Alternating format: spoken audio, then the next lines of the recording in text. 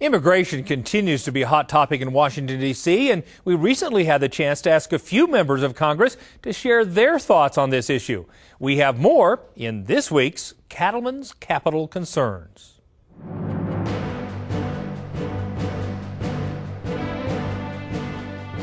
Well, you know, I've met with the Nebraska cattlemen, and we've discussed the immigration issue. I always come back to that we have to secure the border. That is my number one priority. And it's not just an immigration issue. This is a national security issue. We need to know who's coming into this country and what they're bringing with them. So first and foremost, we have to secure the border. I believe in taking incremental steps in dealing with immigration. I don't know if a comprehensive plan is possible. We'll see. There are a number of senators on both sides of the aisle that are working on immigration, and I guess I'm optimistic right now in a plan that they can put forward. You know, immigration reform scares some people because typically what you talk about when you talk about immigration reform is amnesty, and we don't want to see that. We already have a pathway to citizenship, so I think people have got to come to terms with the fact that we have a large migrant workforce that has to be dealt with, and to me that's really the heart of the debate, is how do we deal with our migrant workforce, and that's going to be essential going forward to advancing any kind of real immigration reform, is taking a look at the impact that migrant workforce, particularly in agriculture, has across the country. Well, I hope that the stars are aligning for a comprehensive immigration bill. It's something that I've been working on since I first came to Congress. I supported President Bush's bipartisan immigration bill when it was then called the Kennedy-McCain measure.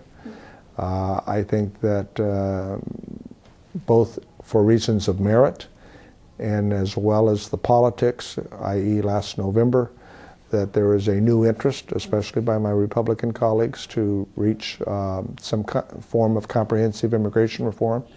I think it's a narrow window. I think that the longer we are unable to reach a consensus, a compromise, then it becomes more difficult.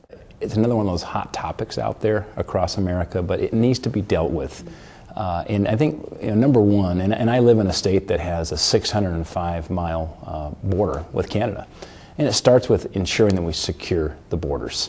Clearly, if you're going to before we start cleaning up the spill on the floor, you got to stop the leaking roof, and we've got to address and improve the security of our borders. I think second, we need to enforce the existing laws. You look at the 11 million illegals that are here today, about half came across illegally. The other half have overstayed their visas. And so in both cases, they're not complying with the law. So we've got to come back to these basic principles: secure the border, enforce the current laws, and then use that as a backdrop to look at the reforms needed here to address the fact that we've got to deal with this immigration issue that I think Congress has kind of turned its head away from that. We've got to face the reality of this problem here and put some meaningful constructive reforms on the table.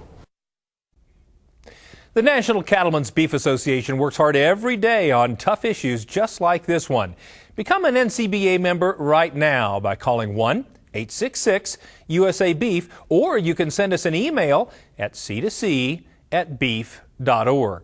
And don't forget, if you join right now, you'll get a 100 milliliter bottle of Dectamax injectable from Zoetis. And if you join NCBA as well as your state association, you'll get a 200 milliliter bottle.